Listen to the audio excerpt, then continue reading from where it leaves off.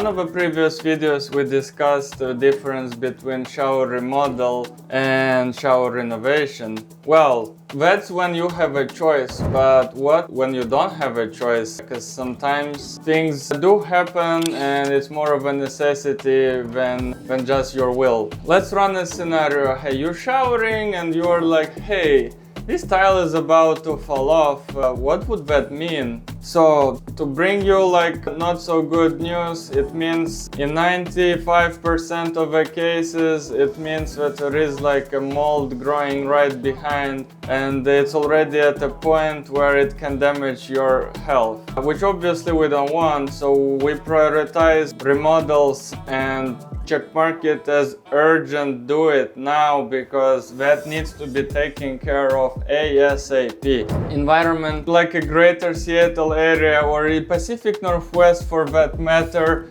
it's pretty humid, it's a perfect condition for mold. So we had like a numerous amount of customers that would be like, hey, can you glue this tile back because I feel like it's coming off. You learn pretty quick that most often it's not just a tile. You can peel it off with your hands and can see black mold, which is one of the worst ones. So let's dig in why that happens. I just want to start with reassuring you that you're not the only one. It happens like with probably every like third or fourth remodel that we do. So involves like 190, 50-year-old houses. Who knows what they did back in the days, but I've seen some things that were as bad as like a tile was just literally glued on top of a drywall. And come on, drywall was never meant for water. Okay, it is what it is. We come to assess the situation. We see tile is falling off. There are cracks in shower pan. Hey, what it means? It means the water is seeping through. We are getting mold.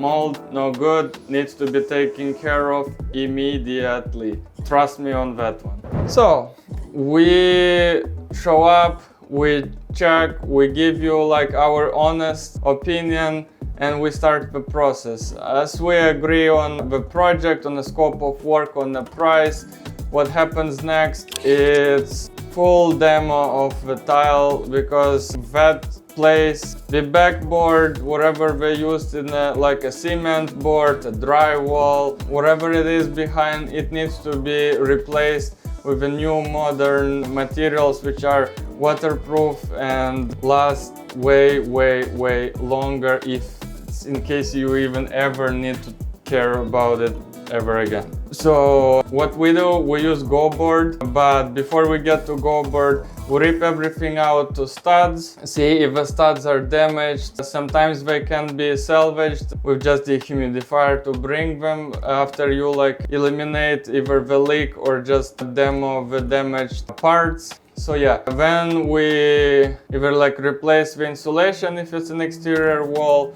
or we just start with a go board, microban waterproofing, and only after that we start with a tile. Tile, hey, be my guest, very subjective, pick whatever you want. We'll give you our honest recommendations from our years of experience and expertise, but it's totally up to you whether you're willing to go with, and we encourage you to be as creative and throw any challenge at us, because this is what we like.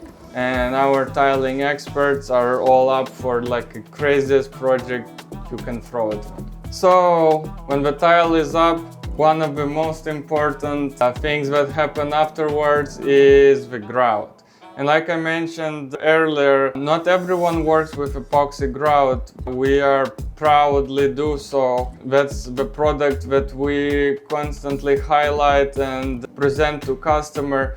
Not because it makes our sales better, but because this is a product that we can back up, and we are so confident that it will last you so much longer, and perhaps you'll never have to worry about grout lines deteriorating or wearing off and cracks showing up. That's something we stand. If anything, all our work is warranted by 1 year, warranted, no questions asked. So Once the grout is done, hey, it's time to take a shower.